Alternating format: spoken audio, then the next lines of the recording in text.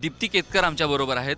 शरयूची भूमिका करतात त्या कमलामध्ये. आपण त्यांची वाट बघत होतो, त्या सीनमध्ये बिझी होत्या आणि आता त्या आलेल्या आहेत.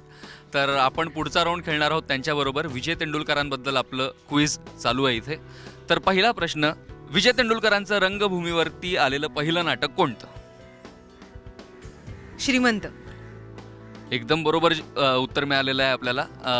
विजय तेंडुलकरांनी वयाच्या 20 वर्षाच्या आतच 2 नाटकं लिहिली होती. आमच्यावर कोण प्रेम करणार आणि गृहस्थ नावाचं.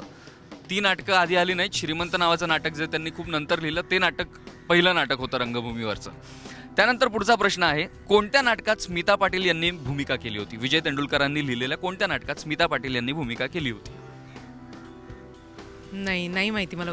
हा थोडासा अवघडच प्रश्न आहे. नाटकाचं नाव आहे छिन्न. या नाटकामध्ये स्मिता पाटील यांनी भूमिका केली होती. पुढचा प्रश्न, 3 मराठी चित्रपट पटकथाकार म्हणून कोणते कोणते? अरे बापरे. उंबरठा. हां बरोबर. उंबरठा आणि एक पॉलिटिकल फिल्म आहे. हां. जब्बार पटेल डिरेक्टर आहेत त्याचे. नाही थांब, मला आठवत नाही. सिंहासन.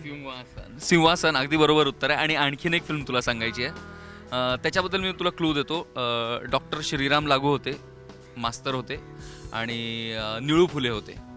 नाही सांगू मी? सामना. अगदी बरोबर. हां, सामना ही सुद्धा त्यांनी पटकथाकार म्हणून लिहिलेली फिल्म आहे. शेवटचा प्रश्न, कोणत्या चित्रपटासाठी सर्वोत्कृष्ट पटकथेचा राष्ट्रीय पुरस्कार त्यांना मिळाला? मंथन. हे उत्तर बऱ्यापैकी सगळ्यांनाच माहिती आहे. मंथन ही फिल्म खूपच हिस्टॉरिक फिल्म आहे ती आणि रिमार्केबल फिल्म आहे. तर अभिनंदन दीप्तीजी, तुम्ही 4 पैकी 3.5 प्रश्नांची उत्तरं बरोबर दिली आहेत. एका प्रश्नासाठी तुमचाही अर्धा मार्क आम्ही कापूया, जसा अश्विनीचा कापला. त्यामुळे खूप खूप अभिनंदन तुमचं आणि याबद्दल तुमचं लवकर पॅकअप होईल आज. धन्यवाद. नमस्कार, मी अक्षर कोठारी. माझ्याबद्दल, आमच्या इंडस्ट्रीबद्दल, टेलिव्हिजन या मीडियाबद्दल काहीही जाणून घ्यायचं असेल तर प्लीज सबस्क्राईब करा राजश्री मराठीला.